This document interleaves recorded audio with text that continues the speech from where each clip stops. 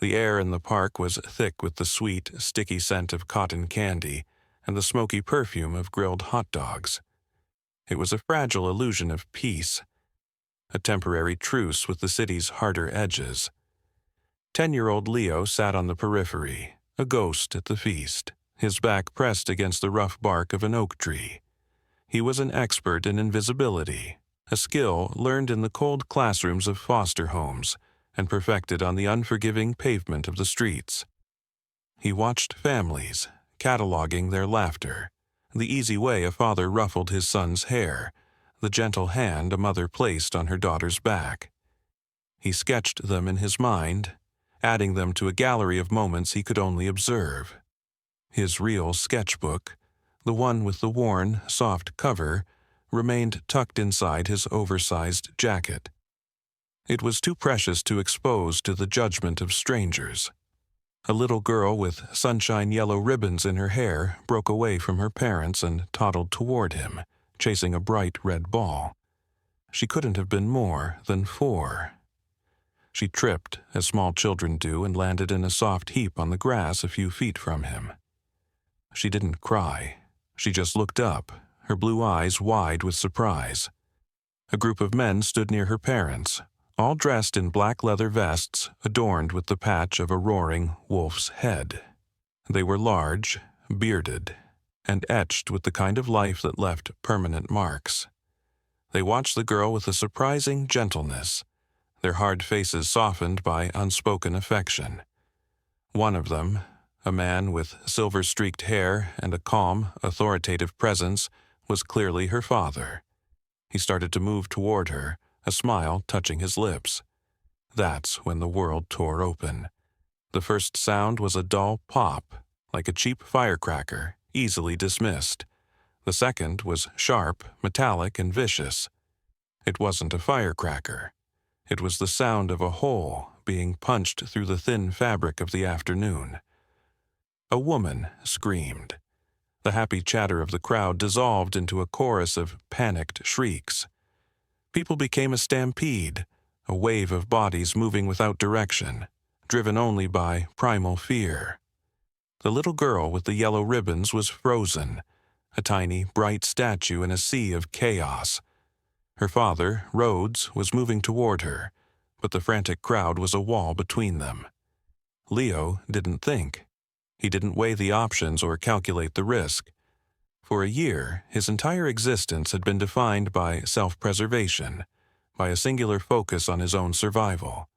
But looking at the girl, so small and alone, he saw a reflection of his own terror in the moments after his mother had gone, when the world had become a vast, cold, and frightening place.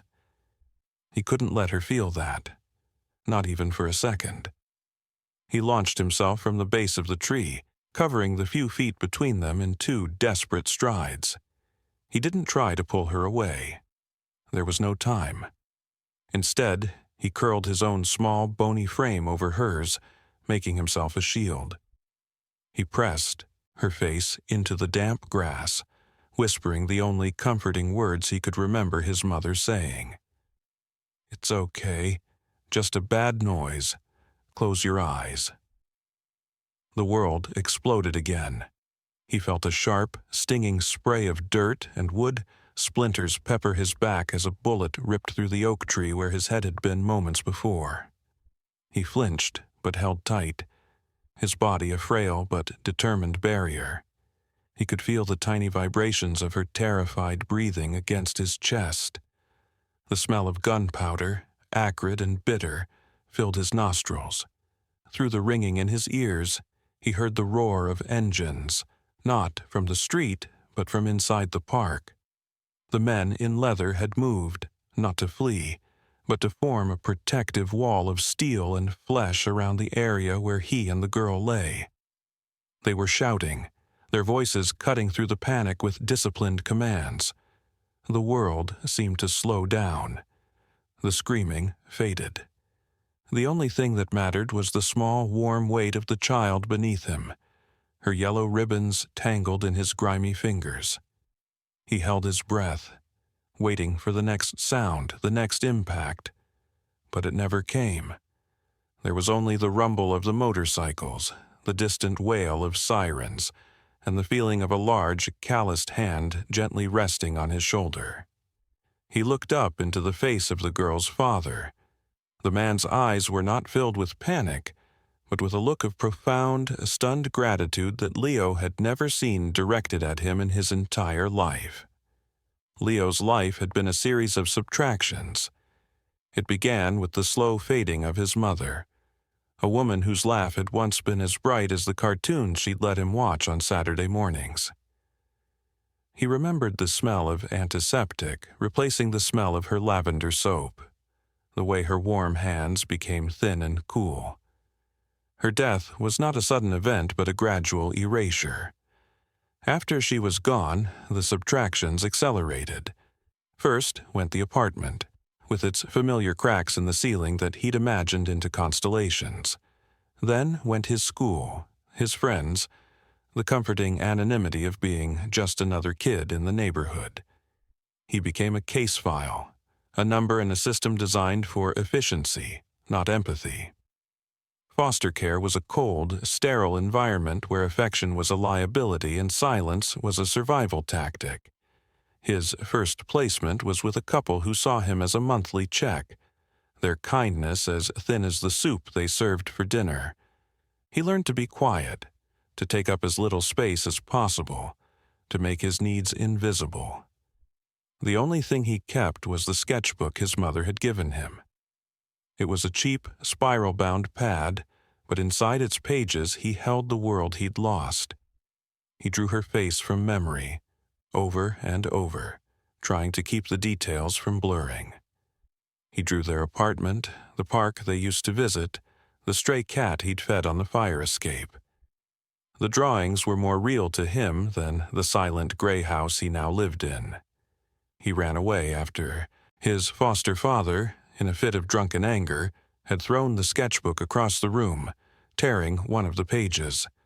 It was a small act of violence, but it was the final subtraction. If he couldn't protect the last piece of his mother, the last piece of himself, then there was nothing left to lose. The streets were harsh, but they were honest. There were no false smiles, no pretense of care. Hunger was a simple, straightforward pain. The cold was a clear and present danger. People ignored him, and in their indifference there was a strange kind of freedom. He was no longer a problem to be managed, just a part of the urban landscape to be overlooked. He developed a new set of skills. He learned the routes of the bakery trucks, and knew which dumpsters offered the best chance of a day-old pastry. He learned to read the weather and the color of the sky and the ache in his bones. Most importantly, he learned to watch. He sat in libraries, parks, and bus stations, observing the intricate dance of the city. He saw the subtle tells of a liar, the forced cheerfulness of a person in pain, the predatory stillness of someone looking for a victim. He saw everything because he was nothing, a fixed point in a world of motion. His sketchbook became his diary, his analyst, his only friend. He didn't draw fantasies. He drew what he saw, the exhausted face of a woman on the late-night bus, the intricate pattern of a spider web in a forgotten alley, the way the light hit a puddle after a rainstorm. Drawing was his way of imposing order on chaos, of proving he was still there. This hyper-awareness, born from trauma and honed by necessity, was what had saved the little girl. He hadn't seen the shooter's car approaching because he was looking for danger. He'd seen it because he saw everything. He'd noticed the dark sedan circling the park twice, its movements too deliberate for a casual driver. He'd noticed the tense posture of the man behind the wheel, the way his knuckles were white on the steering wheel. These were details no one else was paying attention to, lost in their ice cream and sunshine. He filed them away, just as he filed away everything else. When the shots rang out, his mind connected the disparate observations in a fraction of a second. The circling car, the tense driver, the sudden violence. His action was instinct, but it was an instinct sharpened by 1,000 lonely hours of watching the world from the outside. Now, sitting in the Sentinels' clubhouse, a steaming mug of hot chocolate warming his hands, the strangeness of the situation settled over him. The place smelled of leather, motor oil, and coffee. It was a scent of permanence, of things that were solid and real. No one was asking him questions. No one was telling him what to do. They simply gave him a blanket, the hot chocolate, and the quiet space to breathe. He clutched his sketchbook to his chest, its familiar weight a comfort in this deeply unfamiliar world. He was safe for the moment, but it was a feeling so foreign, he didn't know how to accept it. Safety had always been a temporary illusion, a brief pause between one bad thing and the next. The Sentinels' clubhouse was not the chaotic den of outlaws that existed in the public imagination. It was a place of order, a sanctuary built on a foundation of shared history and unwritten laws. The long wooden bar was polished to a high gleam, the stools arranged in a perfect line. On the walls, framed photographs told the club's story. Young men in fresh leather, smiling and defiant. Older, grizzled faces at funerals and rallies. Newborns in the arms of tattooed giants. It was a visual testament to a brotherhood forged through miles and years. At the center of this world was Rhodes, the club president. He was a man who spoke little because he rarely needed to. His authority was absolute, not because of fear, but because of a deep, earned respect. He had served 2 tours as a Marine Force reconnaissance team leader, and he ran his club with the same quiet discipline. He saw the world in terms of threats and responsibilities. When he saw Leo shield his daughter, Lily, he didn't just see a brave kid, he saw a soldier, a small warrior who had, without hesitation, thrown himself on a grenade for someone else. In Rhodes' world, such an act demanded more than just gratitude. It demanded a debt be paid. Silas, the club's vice president, was a different kind of soldier. He was a man of books and whispers, a former public defender who had walked away from the courtroom after seeing the scales of justice tip one too many times in favor of the wealthy and powerful. His weapons were not fists, but information. He had a network of contacts that spread through the city's underbelly and into its highest offices. While Rhodes was the club's unshakable center of gravity, Silas was its sharp, analytical mind. He watched Leo from across the room, noting the boy's worn-out shoes, the way he protected his sketchbook like a holy text, the intelligent, watchful eyes that missed nothing. He saw a victim of the same systemic failures he had fought against his entire career. Then there was Bear. He was exactly what his name suggested, a mountain of a man with a wild black beard and arms as thick as tree limbs. His past was a landscape of violence he never spoke of, a home where love and pain were twisted together. He had found his real family in the Sentinels, and his loyalty was a ferocious, elemental force. He was the club's sergeant-at-arms, its enforcer, but his true role was that of a protector. He sat near Leo now, not speaking, just cleaning a piece of chrome from his bike with a soft cloth. His massive presence wasn't intimidating. It was a promise. It said, "Nothing will hurt you here."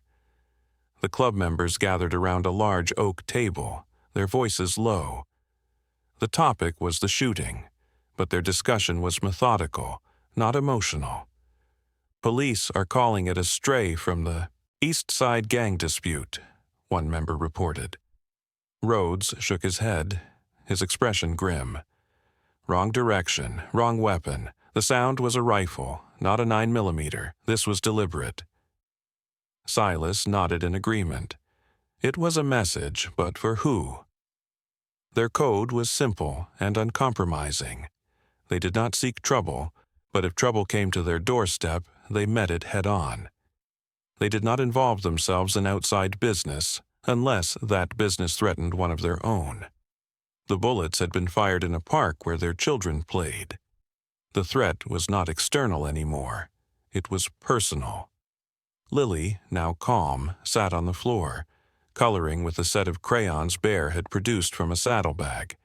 She was the heart of the club, a reminder of what they fought to protect. She was utterly at ease among these formidable men, treating them like a collection of large, rumbling uncles. She walked over to Leo and offered him a purple crayon, an invitation into her world. Leo looked from the crayon to the faces of the men watching him. For the first time in a very long time, he was not invisible. He was seen. And in their steady, serious gazes, he didn't see pity, he saw respect. Rhodes knelt beside him. "We're grateful for what you did, son," he said, his voice a low rumble. "You don't have to talk, you don't have to do anything. But as long as you're here, you're safe. That's a promise." The flashing lights of the police cruiser cast shifting patterns of red and blue across the clubhouse windows. Detective Miller stepped inside, his posture rigid, his eyes sweeping the room with a practiced, weary cynicism. He was a good cop, but years of navigating the city's endless cycle of violence had left him with little patience for anything that didn't fit into a neat, easily closed file. To him, the Sentinels were a known quantity, a biker club that kept to themselves but represented a potential for trouble. "Rhodes," he said, his voice flat. "Heard you had some excitement at the park." Rhodes gestured to a chair. "Excitement isn't the word I'd use, Miller. Someone tried to kill a child in broad daylight." Miller pulled out a small notebook. "The official report says it was a stray bullet. Gang-related firefight a few blocks over. Unlucky bounce. We're sweeping the area for the shooter." The explanation was tidy, convenient, and, to everyone in the room, completely wrong. It was the kind of story that allowed the department to issue a press release, calm the public, and move on without having to dig into anything complicated or inconvenient.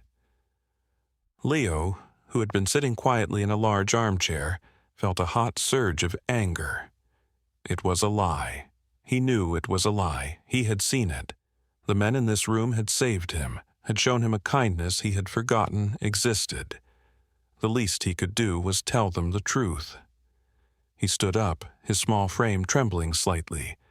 All eyes turned to him.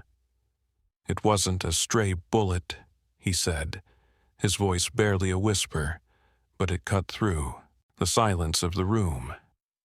Detective Miller sighed, a look of tired exasperation on his face.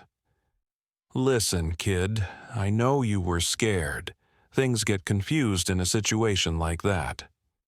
Leo shook his head, his resolve hardening. He wouldn't be dismissed. He was the one who had been there, the one who had felt the ground shake.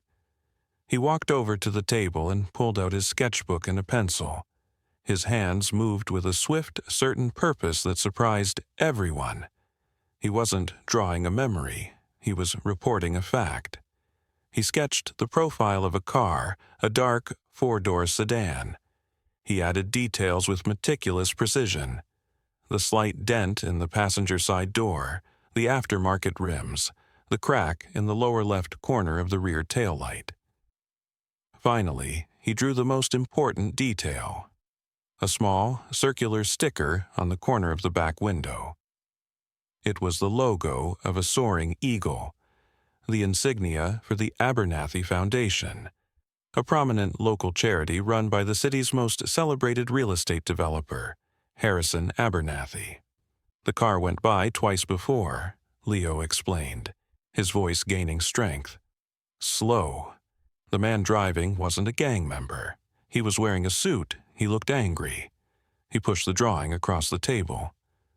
Silas picked it up, his eyes narrowing as he studied the details. Rhodes looked from the drawing to Leo, a new level of respect dawning on his face.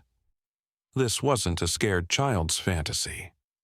This was an eyewitness account, rendered with the clarity of a police sketch artist. Detective Miller glanced at the drawing, his skepticism warring with the undeniable specificity of the image. Abernathy's foundation? The developer? That doesn't make any sense, kid. The man's a pillar of the community. I know what I saw, Leo said, his voice firm. The trigger had been pulled. It wasn't just the shot fired in the park, but the shot of truth fired in this room. The official story was a comfortable fiction, and a 10-year-old boy with a sketchbook had just ripped it to shreds. Rhodes looked at Miller, his gaze as hard as granite. My daughter was on that grass. This boy saved her life. He says he saw a man in a suit in a specific car. My club believes him. The question is, Detective, are you going to do your job, or are you going to keep reading from the script you were handed?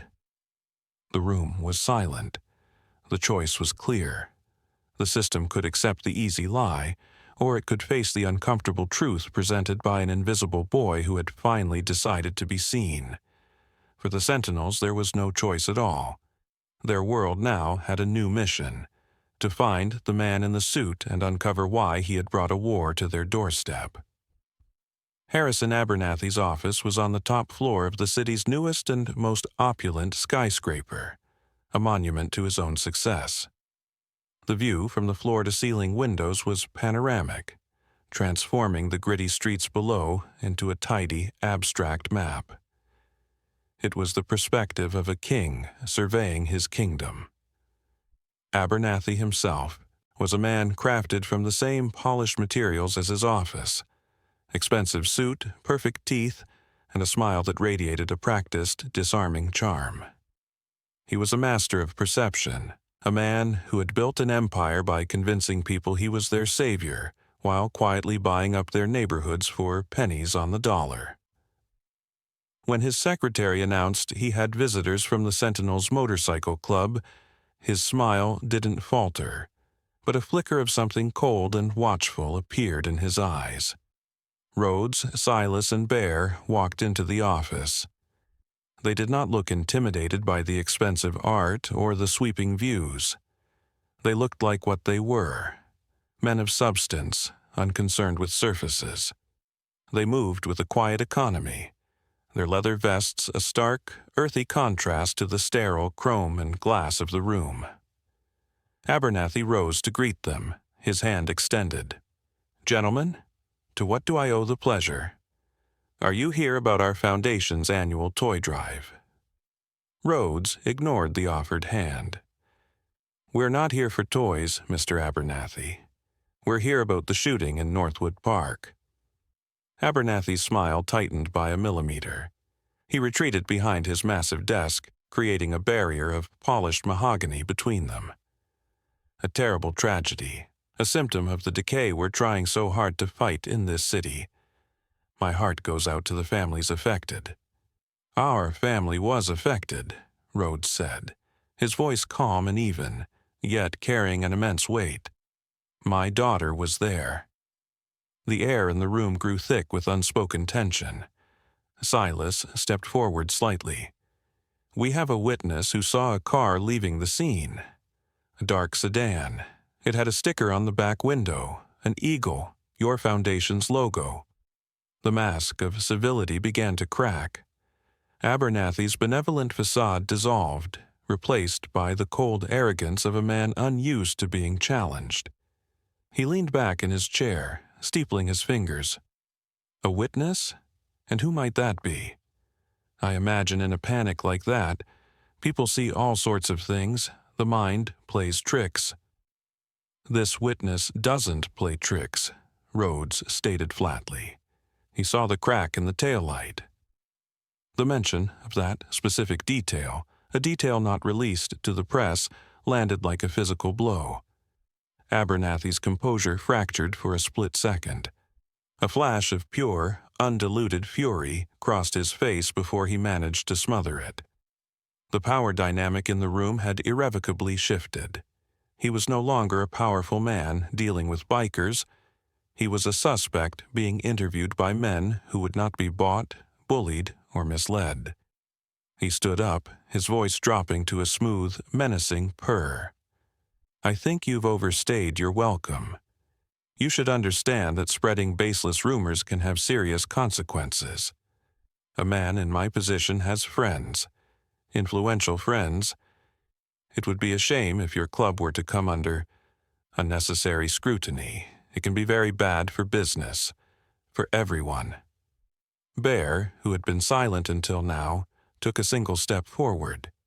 He didn't say a word, but his sheer physical presence was a statement in itself. The threat was clear. We are not your business, and we are not intimidated. Rhodes gave a slight nod, and the three men turned and walked out of the office, leaving Abernathy standing alone in his glass tower. No voices had been raised, no threats had been made, but a war had been declared. As they stepped into the elevator, Silas looked at Rhodes. "He's the one." Rhodes stared ahead, his jaw set. "I know, and now he knows we know." The confrontation had yielded no confession, but it had provided something far more valuable. Confirmation. The predator had been flushed from his cover, and the hunt had just begun. The visit to Abernathy's office acted as a catalyst. The Sentinels were no longer just investigating a shooting. They were dismantling an empire built on lies. Silas retreated to the clubhouse's back room, a space that served as their library and command center. He activated a network of old clients, courthouse clerks, and disgruntled city planners he had cultivated over the years. He wasn't just looking for a smoking gun. He was mapping the entire history of Abernathy's corruption. The patterns began to emerge from the stacks of property deeds, zoning variances, and incorporation documents. Abernathy's method was simple and brutal. Target a low-income neighborhood ripe for gentrification. Use his foundation as a public relations shield, and then systematically force residents out through a combination of legal loopholes, intimidation, and manufactured blight. Northwood Park and its surrounding neighborhood were the final pieces of a massive waterfront development deal. The residents had been holding out, unified by a stubborn sense of community. The shooting, Silas realized, was a planned escalation, a terror tactic designed to break their will. While Silas dug into the paperwork, Rhodes focused on the human element. He knew that Leo, their star witness, was still a fragile, traumatized child. He needed more than just protection. He needed a bridge back to a normal life. He asked Leo about his past, not with the probing questions of a detective, but with the gentle curiosity of a father. Leo, feeling the genuine nature of the inquiry, eventually spoke of Miss Albright, the third-grade teacher who had encouraged his drawing and had once given him her own lunch when she realized he hadn't eaten. She was the last adult who had seen him as a person, not a problem. Finding her wasn't difficult. Bear, whose imposing size made people surprisingly willing to be helpful, tracked her down at the same inner-city school she had taught at for 20 years. When they brought her to the clubhouse, her reunion with Leo was a quiet, emotional moment. Her eyes filled with tears as she saw the boy she remembered, now thinner and haunted, but with the same spark of intelligence in his eyes. "Leo," she whispered, hugging him tightly. "I worried so much about you." She became an instant, unwavering ally. She listened to his story about the shooting and never once doubted him. She looked at his drawing of the car and saw not just evidence, but a testament to the brilliant, observant child she had always known him to be. Her belief was a powerful balm for Leo's wounded spirit. Meanwhile, Detective Miller was having a crisis of conscience. The official report on the shooting was sitting on his desk, signed off by his superiors. But Rhodes' words echoed in his head. "Are you going to do your job?" The specificity of the boy's drawing, the cracked taillight, gnawed at him. It was too precise for a fabrication. On a hunch, he filed a late-night request for the traffic camera footage from the intersection nearest the park, a request he knew his captain would have denied if he'd asked during the day. For hours, he scanned the grainy footage. Then, he saw it. Time-stamped just 90 seconds after the first 911 call, a dark sedan raced through a red light. The image was blurry, the license plate unreadable. But as the car cleared the intersection, its rear came into view. There, illuminated for a fraction of a second by the streetlights, was the unmistakable spiderweb pattern of a cracked lower left taillight. Miller leaned back in his chair, a cold certainty settling in his gut. The kid was telling the truth. The official report was a lie. He picked up his phone and made a call, not to his captain, but to a trusted contact in the district attorney's office. He was no longer a reluctant observer. The system had failed, and he was now a willing ally in the fight to make it right. The pieces were falling into place, gathered not by a single agency but by a coalition of the forgotten and the determined. A biker, a lawyer, a teacher, a cop, and at the center of it all, a homeless boy with a pencil and the courage to draw what he saw. Feeling the net tightening, Harrison Abernathy went on the offensive. He was a master of public relations, and he used the media as his personal weapon. The city's main newspaper, whose publisher sat on the board of Abernathy's foundation, ran a front-page story. The headline was sensational: "Local philanthropist harassed by notorious biker gang." The article painted Abernathy as a civic hero being intimidated by violent thugs, vaguely alluding to unsubstantiated rumors and unreliable sources. It was a classic smear campaign designed to discredit the Sentinels and anyone associated with them before their accusations could gain traction. The city's opinion was sharply divided. To the residents of the affluent suburbs and the downtown business community, Abernathy was a visionary. The story confirmed their prejudices about men who wore leather and rode loud motorcycles. But in the working-class neighborhoods, the ones Abernathy's developments had been slowly consuming, the story was met with deep skepticism. They had seen his brand of progress up close. They knew it meant eviction, notices, and the destruction of communities. The Sentinels refused to be drawn into a war of words. They knew they couldn't win against Abernathy in the press. So they chose a different battlefield, the park itself. They sent out flyers, posted on social media, and spread the word through community networks. They were hosting a community solidarity barbecue in Northwood Park on the upcoming Saturday. Free food, music, and a chance for neighbors to come together. It was a bold move, reclaiming the very space that had been violated. On the day of the event, the park was filled with a nervous energy. The Sentinels were there in force, but they weren't acting like guards. They were flipping burgers, organizing games for the kids, and talking with residents.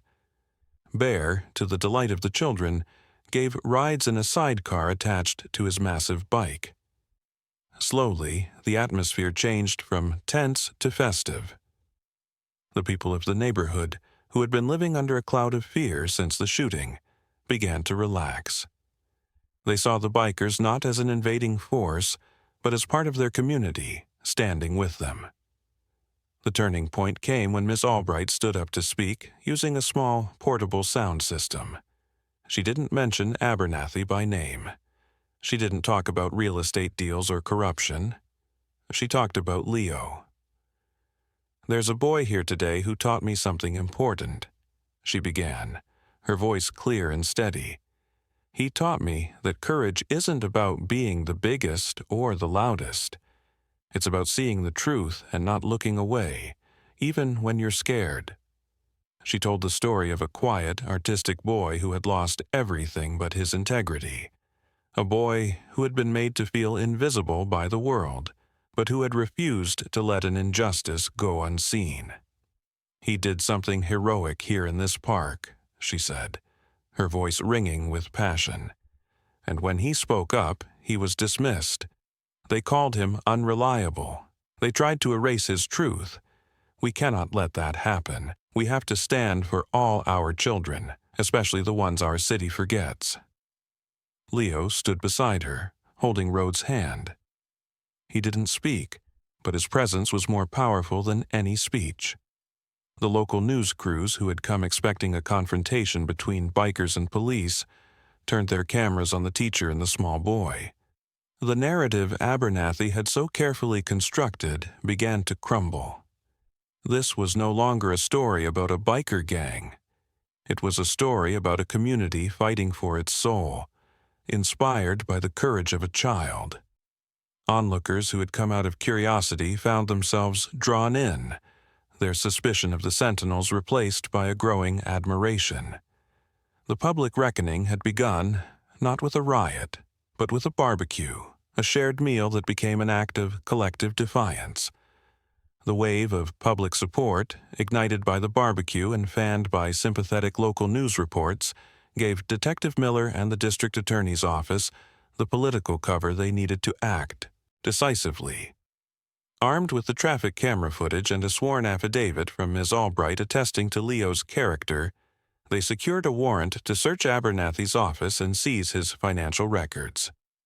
What they found was a labyrinth of shell corporations, offshore accounts, and fraudulent invoices. It was a meticulously documented history of greed. The most damning discovery was a series of wire transfers to a private security firm with a reputation for union busting and violent intimidation. The final payment was made just 1 day before the shooting. The security firm's owner was a man named Frank Coleman, a former police officer dismissed for excessive force. When Miller's team brought him in for questioning, Coleman was arrogant and dismissive, until they showed him the traffic camera still of his car running the red light. His composure evaporated. Faced with a mountain of evidence and the prospect of a murder conspiracy charge, he confessed. He told them everything. The shooting wasn't meant to kill anyone. Abernathy had hired him to send a message to the community organizers in the park to scare them into selling. But his hired muscle, the man in the suit Leo had seen, was inexperienced and panicked, firing wildly into the crowd. Abernathy had ordered the violence. The arrest of Harrison Abernathy was a seismic event in the city. He was taken from his penthouse office in handcuffs, his mask of philanthropy finally stripped away. The trial was a media circus. Abernathy's defense team was high-priced and ruthless. Their strategy was clear: destroy the credibility of the state's key witness, Leo. When Leo was called to the stand, the courtroom fell silent. He looked impossibly small in the large witness box. Abernathy's lawyer approached him with a predatory smile. He peppered Leo with questions designed to confuse and discredit him. "You were homeless, weren't you? Living on the street? Is it fair to say your memory might not be reliable? That you might have imagined things?" Leo remained calm. He had been coached by Silas and supported by Ms. Albright, but his composure came from something deeper. He had the truth on his side. He looked directly at the jury, his gaze clear and unwavering. The entire back row of the courtroom was filled with the silent, imposing figures of the Sentinels.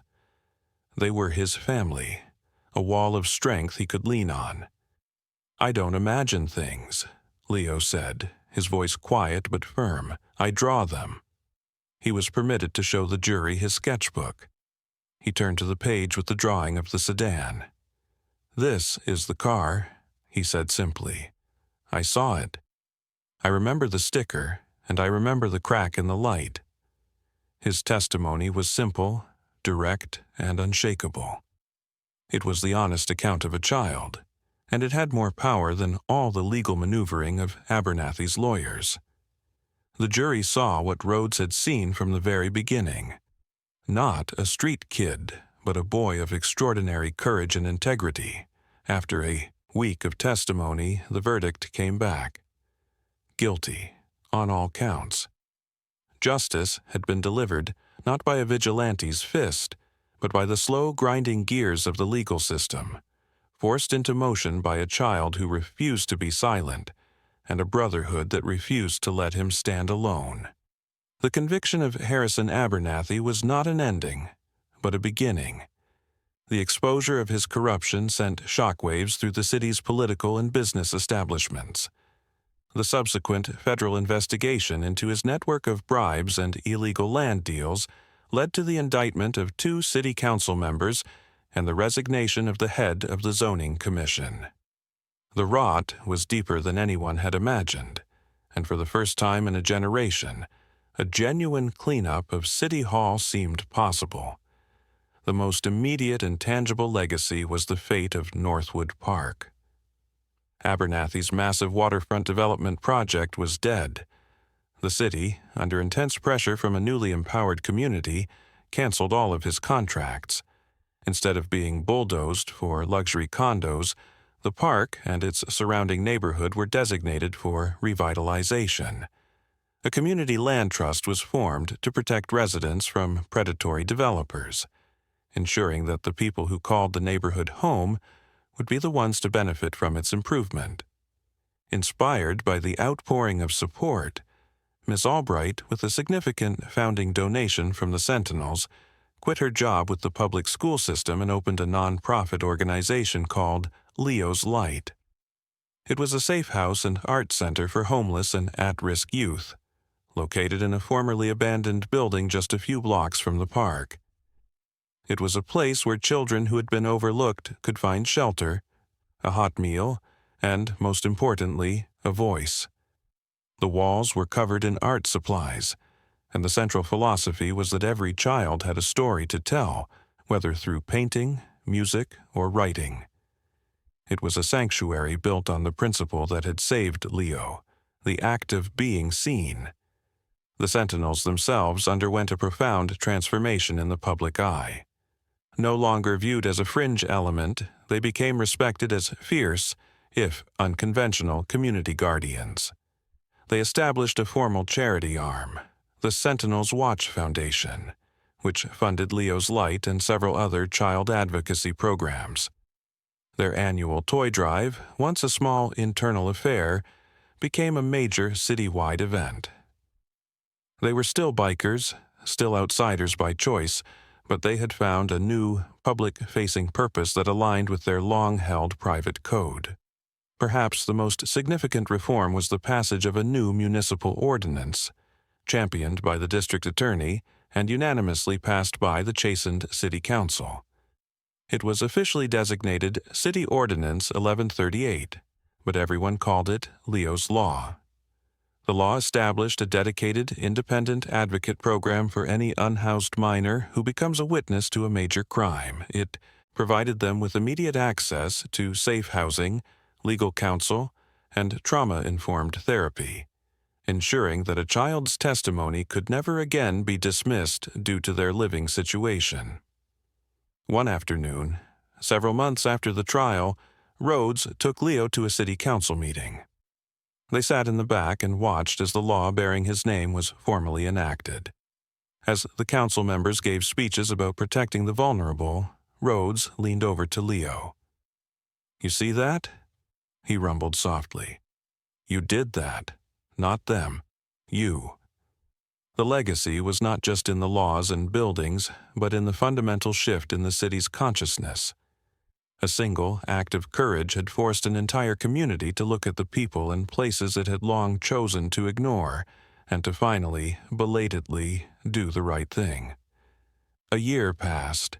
The seasons turned, washing the city clean and bringing new life to the trees in Northwood Park. The park itself was reborn.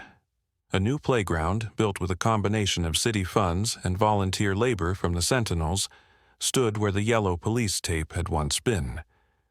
The sound of children's laughter had replaced the echo of sirens. Leo was no longer a ghost. He was a boy.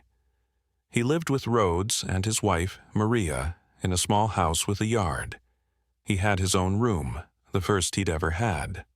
The walls were covered not with drawings of a world he observed from a distance, but with vibrant, colorful paintings of a life he was fully living. There were pictures of him and Lily flying a kite, of Bear teaching him how to properly polish chrome, of Silas helping him with his homework at the clubhouse table. His sketchbook, the one he had guarded so fiercely, now sat on a proper desk. Its pages were filled with new memories, each one a small victory against the subtractions of his past. He had a family. It wasn't one he had been born into, but one that had been forged in a moment of crisis and sealed with a promise. On a warm Saturday afternoon, the one-year anniversary of the shooting, the Sentinels gathered at the park for a quiet celebration. There was a small, unassuming bronze plaque near the entrance to the new playground. It didn't mention names. It simply read, "This park is dedicated to the protectors of our community, big and small." Leo was on the swings, pushing Lily higher and higher, their laughter mingling in the warm air. He was taller now, his face having lost the gaunt, haunted look it once had. He looked like any other 11-year-old boy, happy and carefree. Rhodes stood with the other Sentinels, their bikes parked in a neat, shining row along the curb.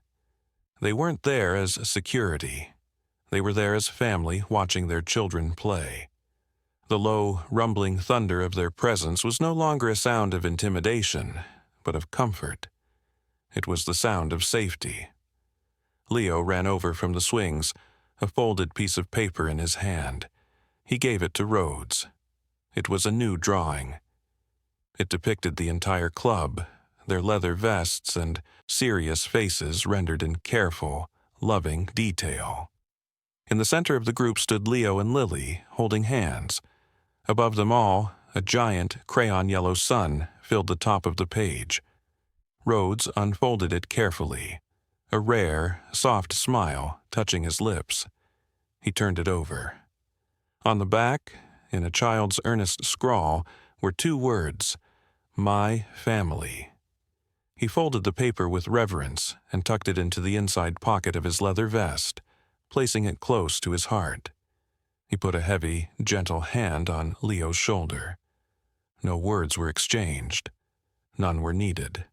The drawing said everything. As the sun began to dip toward the horizon, casting long shadows across the grass, the Sentinels began to stir. It was time to ride.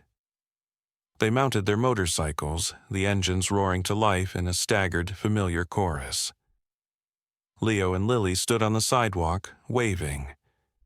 They rode off, not into the sunset in a final, dramatic departure, but down the street, back toward the clubhouse, a constant, reassuring presence in his life.